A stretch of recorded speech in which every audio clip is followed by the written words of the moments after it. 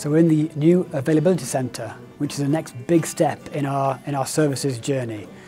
And the big change here is that largely up to now, our services have been configured around predicting when an individual engine will require overhaul, and removing that at a time convenient to the customer, taking it to an overhaul base and bringing it back several months later repaired. If you like, engine availability.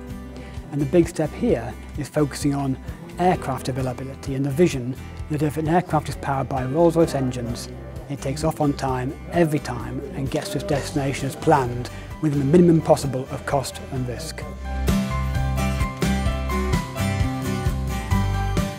So in order to achieve this much greater scope of services, we need technologies that can help us predict when components fail as well as engines. We need technologies that can help us manage route profiles to drive fuel efficiency. All those digital technologies that help us optimise the management of an engine within the context of an entire airline, not just the engine health monitoring by itself. And then there are what we call physical technologies, like potentially remote robotic boroscoping and real-time visualisation technologies that enable the guys here in the centre to get real-time images of what the mechanic on the line is seeing, so they can make very responsive and quick decisions to get aircraft flying again. So right now, the map behind me shows we've got 837 civil aircraft powered by Trent or RB211 engines currently in flight.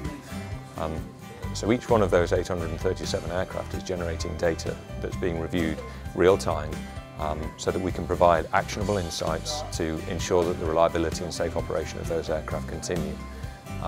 But the availability proposition is actually much broader than that, much deeper than that. And whilst our immediate operational support delivered by the team behind me is important, the most important part is actually the people who sit around the outside of us. Those are the guys who are putting in the planning, the thinking to ensure that in the event that we do need to draw on any support, it's planned for, it's catered for, and it's available to us. Because the key to availability is actually ensuring that problems don't happen in the first place, rather than reacting to a problem once it's occurred.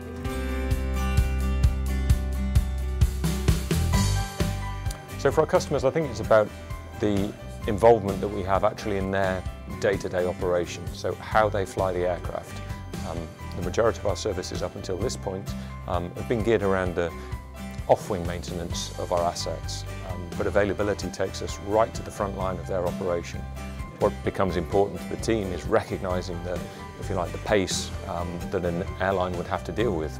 We recognise it as travelling members of the public ourselves that you know, even a 15-30 minute delay is a real annoyance and inconvenience. So being part of that whole system, if you like, considering our product and our services as part of a system that will deliver an aircraft ready for departure, on time, every time, is actually a really significant change.